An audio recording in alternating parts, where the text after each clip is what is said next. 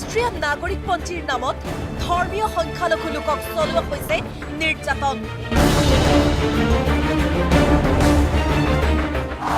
শাৰীৰিক, মানসিক, আৰ্থিক নিৰ্যাতন চলাইছে একাংশ দল সংগঠনে।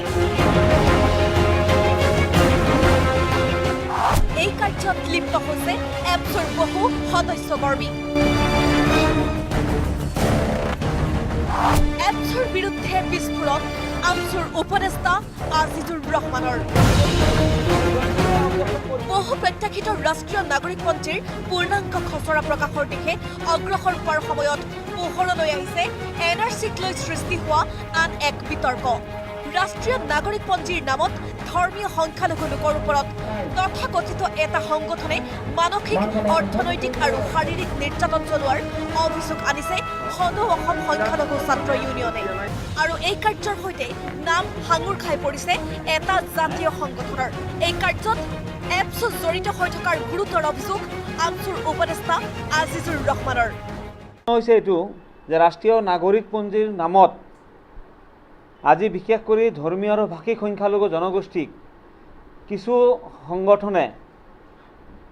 সংগঠনৰ কৰ্মকৰ্তাই আজি সংখ্যালঘু জনসাধাৰণক নিৰ্যাতন চলোৱাৰ আমি অভিযোগ আগৰ পৰাই কৈ আছিলোঁ।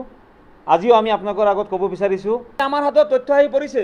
যোৱা 2 তাৰিখৰ দিনাখন কোকৰাঝাৰৰ DC অফিচত সেই অঞ্চলৰ কিছুসংখ্যক লোকে আমাৰ হাতত এতিয়ালৈকে 14টা কপি আহি পৰিছে।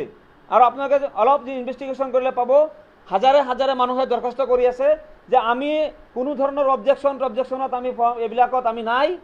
এইবিলাক মানুহ জেনুইন ইণ্ডিয়ান হয়, বৈধ ভাৰতীয় নাগৰিক হয়। আমি জানো আমাৰ স্থানীয় সংগঠনৰ নেতৃত্বই আহি জোৰ জবৰদস্তি আমাক ভুল পথে পৰিচালিত কৰি সহি কৰাইছিলে ফৰ্মত। আমি সহি কৰিবলৈ বাধ্য হৈছিলোঁ। এপছুৰ কৰ্মীসকলে আমাৰ ঘৰত জোৰ জবৰদস্তি গৈ ফ'ৰ্চফুল্লি আমাৰ পৰা ছিগনেচাৰ লৈছিলে। 10টাকৈ প্ৰিণ্টেড ফৰ্মত সহি লৈছে। আৰু আমি যেতিয়া কৈছোঁ ফৰ্মবিলাক পঢ়ি দিবৰ কাৰণে, তেওঁলোকে আমাক কোনো ফৰ্ম পঢ়ি দিয়া নাই। জোৰ জবৰদস্তি ফৰ্মখিনি সহি লৈ তেওঁলোকে আমাৰ পৰা গুচি গৈছে। নোটিছ পোৱাৰ পিছত তেওঁলোকে গম পাইছে যে তেওঁলোকৰ জৰিয়তে, সেই ছিগনেচাৰৰ জৰিয়তে NRCত তেওঁলোকে অবজেকশ্যন আবেদন দাখিল কৰিছিল। এপছুৰ এনে কাৰ্যত সংগ দিছে অসমৰ বহু জাতীয় সংগঠনে। বিস্ফোৰকৰ অভিযোগ আমছুৰ।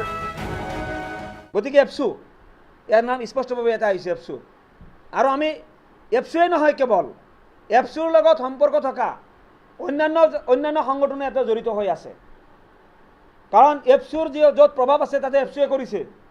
এপছুৰ প্ৰভাৱ নথকা জেগাত য'ত যি সংগঠনৰ প্ৰভাৱ আছে সেই সংগঠনে কৰিছে বুলি আমাৰ ধাৰণা হৈ আছে।